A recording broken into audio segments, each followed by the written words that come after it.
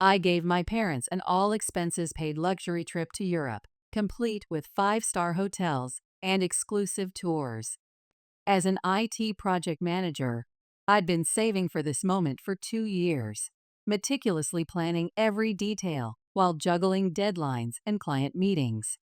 When I pulled up to the upscale hotel where we'd agreed to meet before heading to the airport, I couldn't wait to see their faces.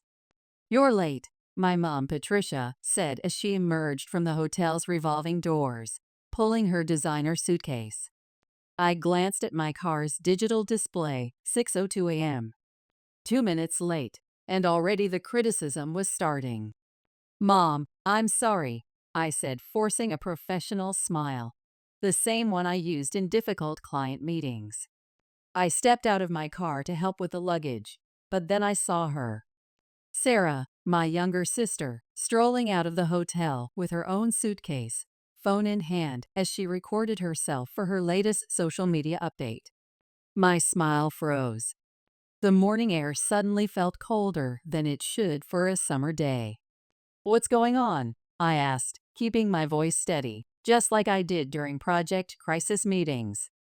Mom turned to me, her face bright with that particular expression she always wore when she was about to dismiss my feelings. "Oh, Emily, we decided Sarah should come instead of you.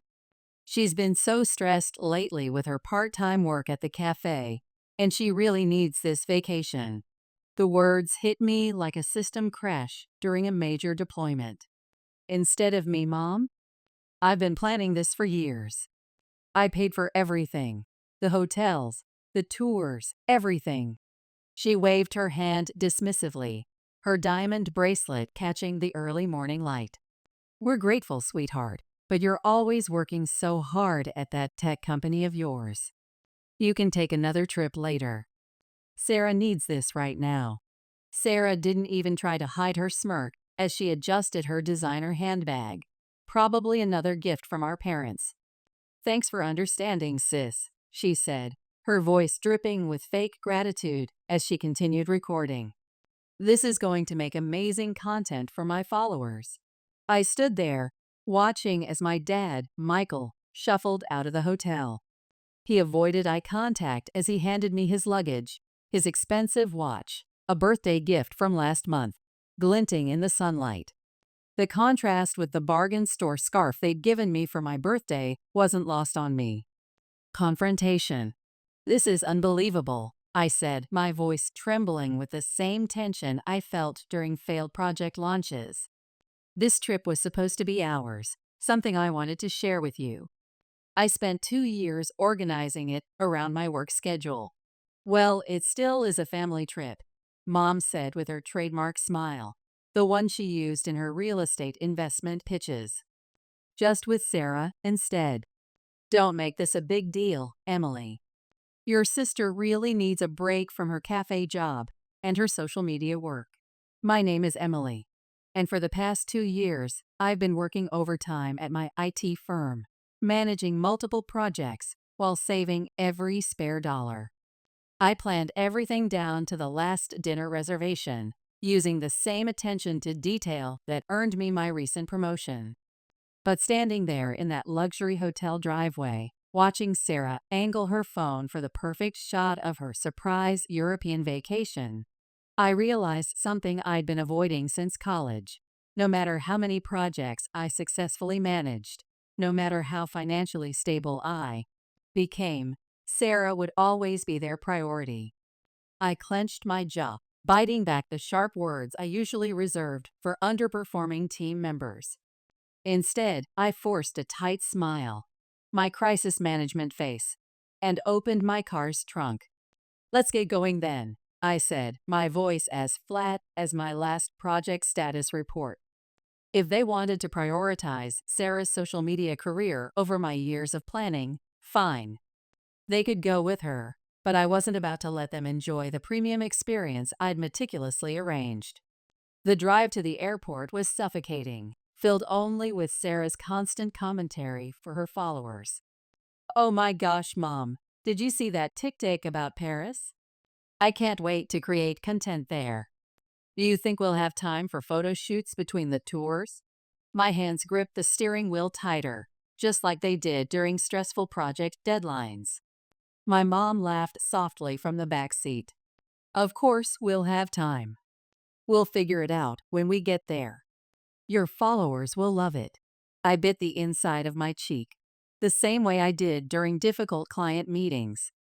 When we get there, they didn't even seem to notice that I wasn't part of their we anymore. At one point, my dad cleared his throat, adjusting his expensive cufflinks, another recent gift I couldn't have afforded to give him. Thank you for driving us, Emily. I know this probably feels unusual. I caught his eye in the rearview mirror, giving him the same look I gave vendors who missed their deadlines. Unusual? That's an interesting way to put it, Dad. Would you call it unusual if one of your business partners suddenly replaced you with an intern? At the airport, he didn't respond, just shifted uncomfortably in his leather seat, probably wishing he hadn't made the comparison. Sarah leaned forward from the back seat, her phone still recording. You're not mad, right? I mean, this is really big of you, letting me go. My followers are going to love this whole surprise vacation story. I could never have afforded this kind of luxury content on my cafe salary. I clenched my jaw and forced the same tight smile I use during failed client presentations. Of course, Sarah. Make sure you get good engagement on those posts. By the time we pulled up to the airport's departures terminal, my patience had worn thinner than my last project's timeline. As I helped unload their expensive matching luggage set, another of Mom's generous gifts to Sarah, my mother gave me a quick hug, her designer perfume overwhelming. Thank you for understanding, sweetheart. This means a lot to us. And to Sarah's social media career. I nodded stiffly, the same way I did when accepting impossible project deadlines. Sure, Mom. Sarah beamed as she wheeled her suitcase toward the entrance, already planning her next Instagram story. Thanks, Emily. You're the best. Can't wait to share all the content with you. I stood there watching them disappear into the terminal, my chest tight with the same frustration I felt during system crashes. The drive back to my apartment was a blur, like the countless late nights I'd spent working overtime to afford this trip. I replayed their words in my head, each one cutting deeper than the last. This means a lot to Sarah's career. You're not mad, right? You're always working so hard. Back at the apartment, I parked in my building's garage and sat in the car for a few minutes, gripping the steering wheel until my knuckles turned white, just like I did after difficult stakeholder meetings. Then, without hesitation, I marched up to my apartment, pulled out my laptop, and logged into every travel account I'd used to book their luxury European adventure. Premium hotel reservations canceled. Exclusive tours refunded. First-class airline upgrades reversed. I stared at the confirmation emails filling my inbox, feeling the same satisfaction as when I successfully completed a challenging project. They wanted to take Sarah instead of me? Fine. But they wouldn't be enjoying 5-star accommodations and VIP experiences on my project manager's salary. The aftermath. When I closed my laptop, a sense of accomplishment settled over me, similar to hitting a major project milestone. Now they could discover what it was like to handle their own crisis management. The calls began flooding in as soon as their plane landed. My phone buzzed repeatedly as I unpacked my own suitcase, the one I'd carefully packed with outfits suitable for luxury hotels and high-end restaurants. The irony wasn't lost on me as I hung up my business casual attire and placed my sensible shoes back on the shelf. The buzzing continued, filling my apartment with its relentless vibration like an urgent system alert. I sighed, picking up the phone and glancing at the screen. My mom's profile picture flashed across it, along with several missed calls and a stream of WhatsApp messages. I unlocked the phone and scrolled through the notifications. Emily, what's happening? The hotel says they have no record of our reservation. Call me immediately. Emily, this isn't funny. Fix this now. Sarah's followers are waiting for her luxury hotel content. A laugh escaped me before I could stop it. The same kind that slips out during absurd client requests. Fix this? They really thought I'd deploy an emergency solution after what they'd done. The phone buzzed again, this time with a call from Sarah. I let it go to voicemail, only for her to leave an angry message. Emily, this is so petty, she snapped, her voice carrying the entitlement of someone who'd never had to manage a project budget. We're stranded here because of you. My followers are waiting for my check-in story. You need to call the hotel and fix it now. I rolled my eyes and deleted the voicemail without listening to the rest. For years, I'd been their technical support, the one who debugged every family crisis and patched every problem. Not anymore. Phone confrontation. Eventually, I decided to answer, if only to stop the barrage of notifications flooding my phone. My mom's voice crashed through the speaker like a distributed denial of service attack. Emily, what did you do? The hotel says all our reservations were canceled, and none of the VIP tours are booked anymore. I let her rant for a moment, applying the same patience I used during heated client escalations. Then I calmly replied, I canceled them. There was a long, stunned silence. The kind that follows when you tell a client their entire project needs to be rebuilt. Finally, she hissed, why would you do that? Oh, I don't know, I said, my tone matching the one I use when pointing out obvious flaws in a project plan. Maybe because you decided to take Sarah on my trip? You're lucky I even drove you to the airport. We thought you'd understand, she snapped. Sarah needs this for her social media presence. Understand what? I asked, my voice rising like it did during critical system failures. That 2 years of saving and planning didn't matter because Sarah needed content for her followers? That my hard work meant nothing to you? Guess what, Mom? I don't understand, and I don't care to. I hung up before she could respond and muted my phone, tossing it onto my IKEA couch, the one I'd kept instead of upgrading so I could afford their luxury trip. The silence that followed was as refreshing as a clean system reboot, and I felt like I could breathe again. If they wanted to prioritize Sarah's influencer dreams, fine, but they could figure out their own premium travel experience. The aftermath continues. The silence lasted exactly 1 day. By the next morning, my phone was lighting up again with messages and missed calls like an overloaded notification center. At first, I treated them like spam, ignored and filtered. I spent the day catching up on work and cleaning my apartment, but eventually, curiosity got the better of me. By evening, I opened my phone and braced myself for the incoming data stream. Emily, you've gone too far. Your sister can't post any luxury content, and your father is furious. We're stuck in a standard hotel. This isn't the experience we were promised. From Sarah, you're acting like a child. My engagement rates are dropping.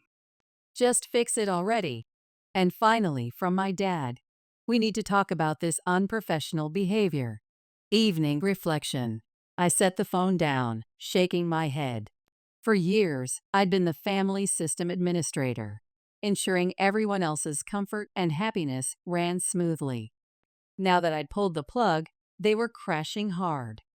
I poured myself a cup of coffee, the same brand I relied on during late-night deployments, and sat down at my kitchen counter, letting the anger process like background code.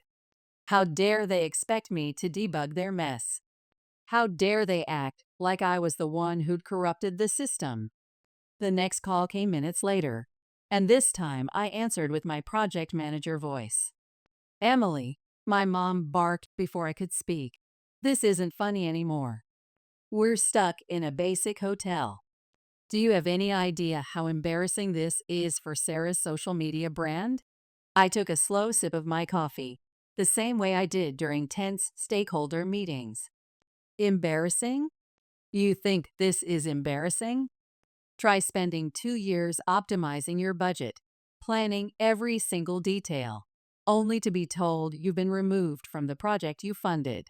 Stop being dramatic, she snapped. Sarah needed this exposure more than you. Well, now she can figure out her own content strategy, I said firmly. You made your choice, Mom. You wanted to take Sarah instead of me? Fine. But don't expect me to fund her influencer lifestyle. We're family, she hissed. We don't do this to each other.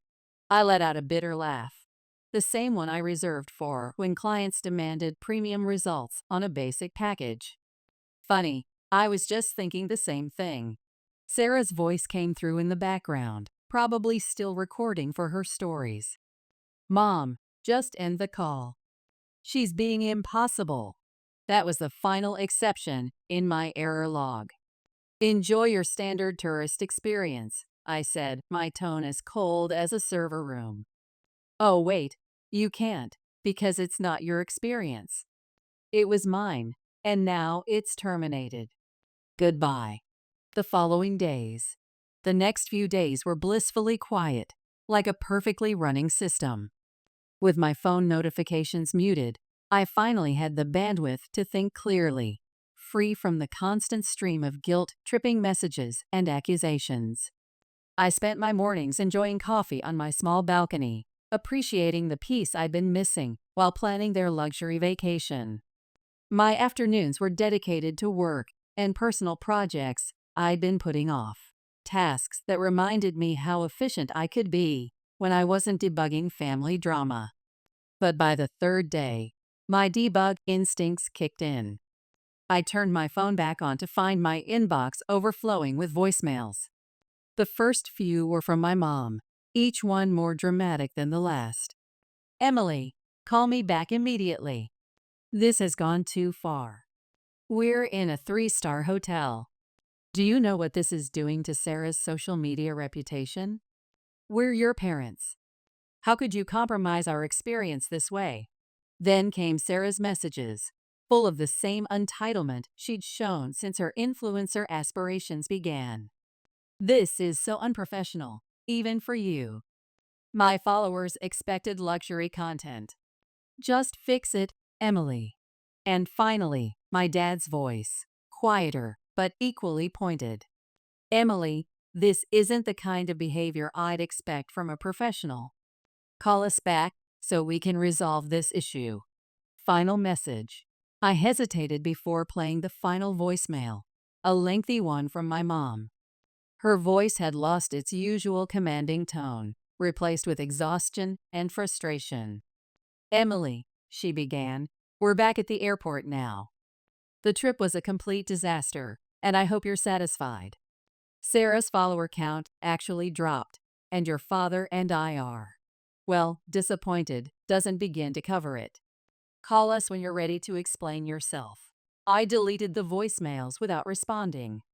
I wasn't ready to do a post-mortem on this situation, and honestly, I didn't know if I ever would be. This wasn't a single system failure. It was the culmination of years of them prioritizing Sarah's whims and expecting me to maintain their preferred user experience. Evening visit. As the hours passed, I found myself documenting all the times I'd been relegated to background processes. Every holiday where Sarah's social media schedule dictated our plans. Every family gathering where my career achievements were treated as minor updates, while her follower count took center stage.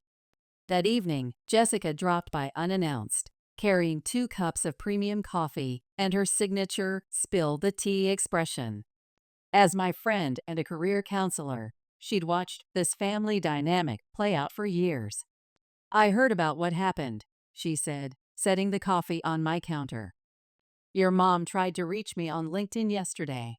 Of course, she had. My mom had always been good at escalating to every available contact when she wanted to force a system restore. And? I asked, taking a sip. Jessica shrugged, a sly smile crossing her face. I told her you were probably in the middle of a critical project and would get back to her when your sprint was complete. I laughed, shaking my head. You're the best. No, you're the best, she said, her tone suddenly serious. Because you finally set some boundaries in your family's Git repository. I know how hard that is, Emily. Don't let them push you to roll back these changes. Final reflection. Her words stuck with me long after she left. Jessica was right.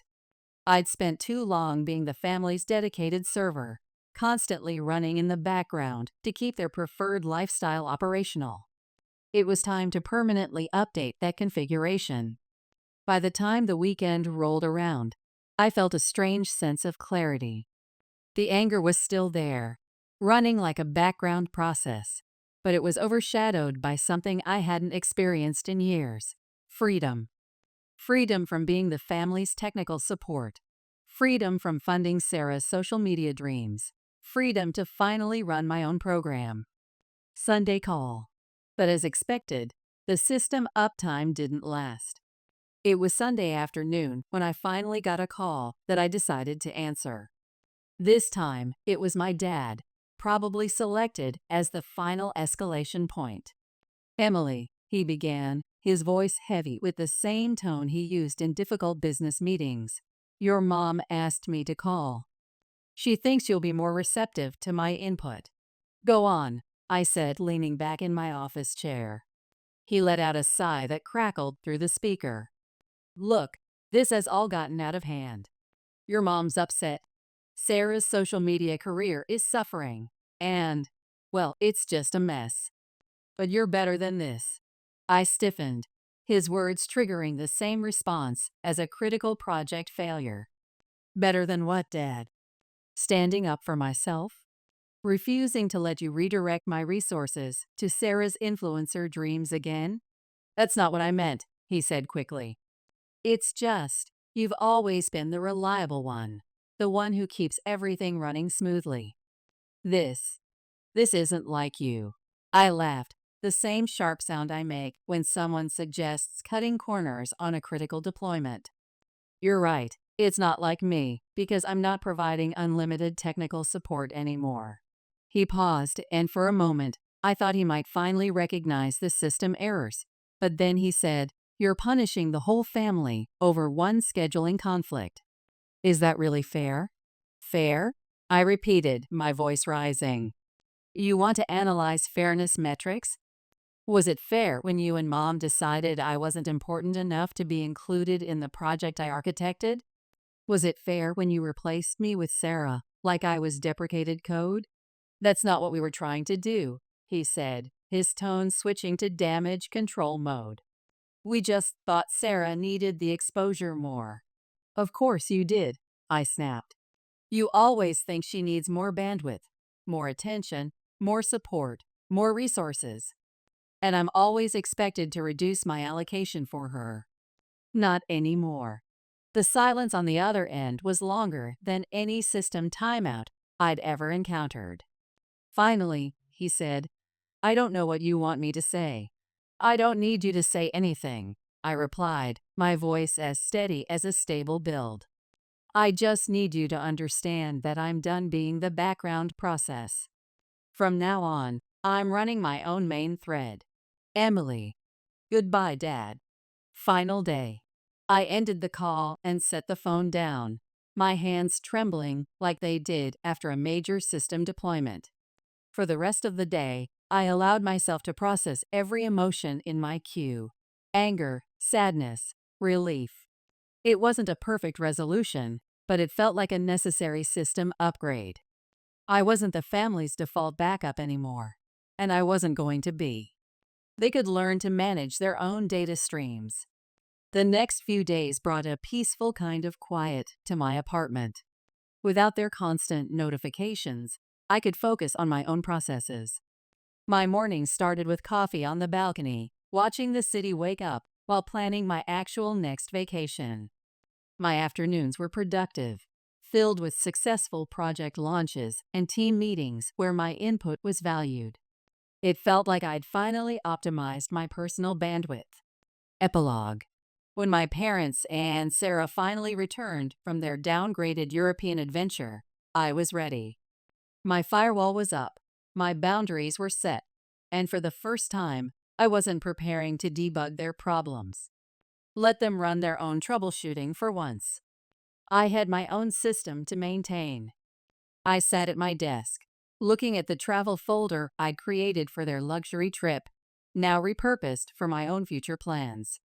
Maybe I'd take that European vacation after all, but this time I'd be the only admin with access to the itinerary. Sometimes the best way to fix a broken system is to start fresh with a clean install.